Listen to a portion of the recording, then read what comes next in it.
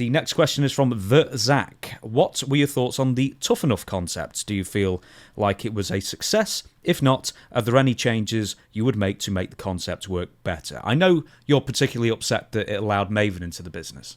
Yeah, I can't stand that guy.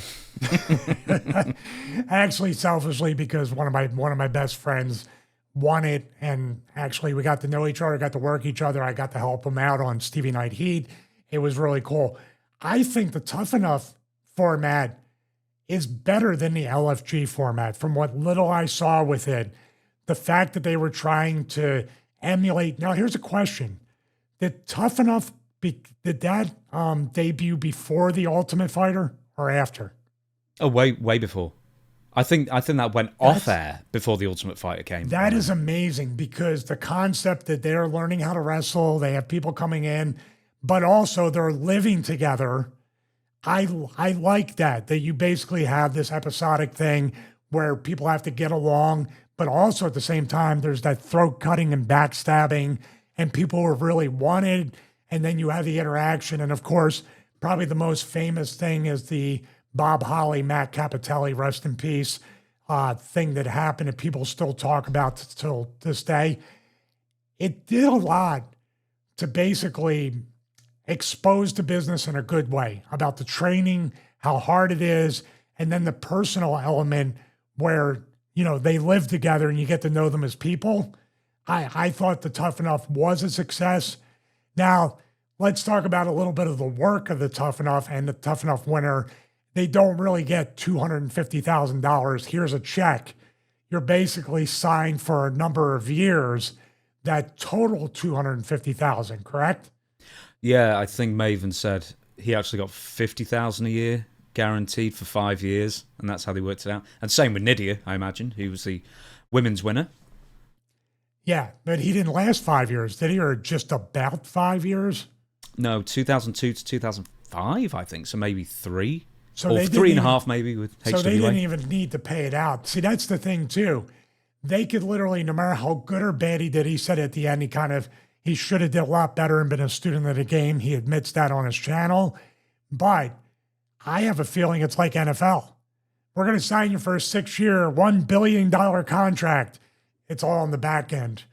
Your first 2 years, you're making $100,000 a year. Aha. You smart ass.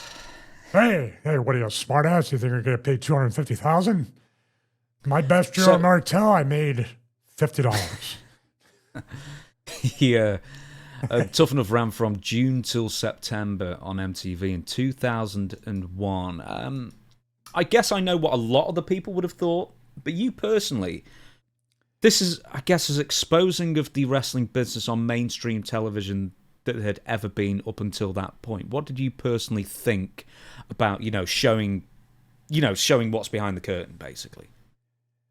In retrospect, 2020 is always hindsight. At the time when I'm watching it, I'm like, okay, well, hopefully they're going to smarten them up and they aren't going to feel entitled when they come up to the main roster. That was the big fear, I think, of the main roster talent, that you're going to have somebody that gets paid $250,000 right off the bat, or that's their guarantee for the year. Mark Henry in '96, yep. He got signed to $250,000. Guess what? He had a poo sandwich for his troubles. I thought it was $100,000 a year for 10 or 20 years. $250 a year for 10 years is what he was guaranteed. In 1996 or 97? No, 96, because it was straight after the because WWF at the time sponsored his Olympic run, for a few months up until the Olympics. Now, I can't remember. I think he was injured during the games, but he didn't medal, obviously. But he comes to WWF straight afterwards. He has a wrestling match with Lawler, which is nobody better for a rookie to have a wrestling match with than Jerry Lawler. And then, he was resented from the off. Yeah, I mean, he speaks about that in that TMZ sports interview in greater detail, But yeah, I don't think there was going to be resentment no matter what. I think Maven also talked about it on his channel. There's resentment no matter what. Remember I told you before, like WCW during that series of episodes, even with being on TV and being featured and having stuff like that people can view and say, okay, well, this guy can be a player, he can contribute. Just coming in and putting somebody putting me over as a new person in the locker room, created some resent amongst the locker room.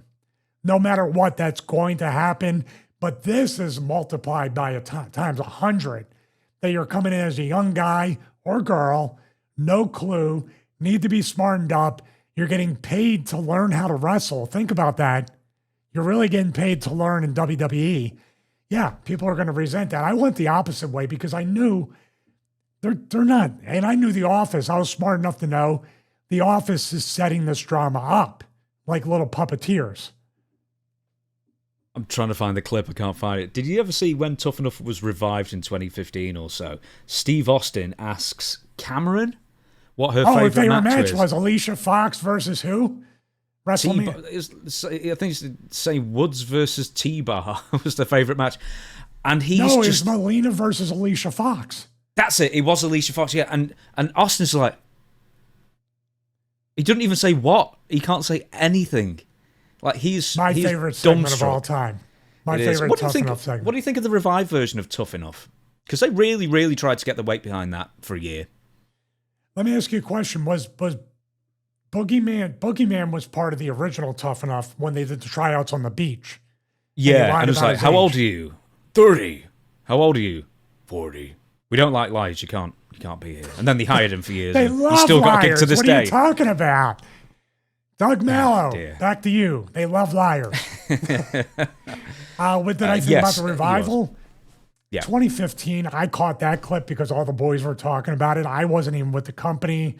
I was just doing the indies. My career was on the downhill from the downhill after the downhill. But I didn't watch it, man. And just like LFG, I might have watched maybe 2 minutes at a time of it and just like, whatever. I mean, the Unreal, if you thought Tough Enough exposed the business and you haven't seen WWE Unreal, they tell Tough Enough, hold my beer. We're going to expose it all. While still trying to work you to think we're good people. They keep trying this, though. So they did Tough Enough, then they gave up. Then they had NXT, the original game show version of it. And then they had Tough Enough again. And now they've got WWE Unreal or whatever. But don't forget Divas Search. Oh, God, the Divas Search. How could we forget? Why? Because it seems so weird. I mean, Brawl for All before that, it seems so weird to have real stuff in the middle or, parallel to WWE's general, normal fare. And it's always a total disconnect where they're trying to tell you on one show, hey, this is how we do it, this is how we throw punches, we all cooperate and work out the matches. And then in 2 days' time, it's Raw.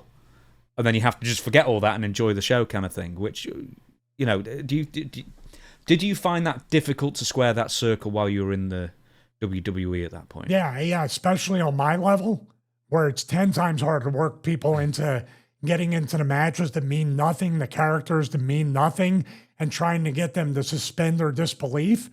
It's hard for the main eventers, but at least they got something to chew on with their angle, storyline, their character, their titles. When you're on Heat or Velocity or a dark match, during that time, it's going to be incredibly difficult to have them.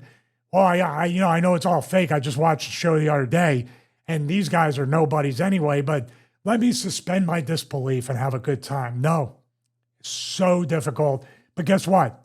It's going to be difficult, and it's still up to me and my opponent and everybody in the match to make the most out of it and at least impress the office to get booked again. But here's the thing, and I think Cornette has said this many, many times. Vince McMahon, and you could tell, XFL, WWE Films, World Bodybuilding Federation, whatever else, 2 XFLs, I should say, they brought it back. He was never happy with just being the owner of WWE. Vince always wanted to be mainstream, Hollywood, a true blue blood, a true elite amongst elites. He was never satisfied with that. But he always wanted to bring the mainstream element. So maybe somebody told him about the real world or road rules or something. And he goes, that's what I want to do. I've got a theory for you, then we'll move on. If you tell me if I'm wrong. Is that I think the ultimate winner from Tough Enough were like the wrestling news websites and the dirt sheets and stuff, because I think that exposed to a lot of young fans, hey, there's all this going on in the background. and that might have, like triggered some sort of thirst for fans to know even more about wrestling. So I think, a PW Torture, a Wrestling Observer, or whoever was operating then would have found themselves getting a lot more subscribers because of this. Ultimately, when they found out that there were all these, wrestling news websites and whatnot, and all this insider industry news, that then you sort of become a different kind of fan. You still watch it, but then you watch it with a with a different lens. Yeah, that might be, and that's a great point. That might have been the Rubicon that was crossed, where wrestling started to become I used to watch Rock and Austin. I used to watch Hogan and Savage. That might have been the death knell in a lot of ways of the true and blue suspension of disbelief wrestling fan. And now you got wrestling fans that want to investigate to see, is it real? Is it fake? That could have been the birth of that. You're right.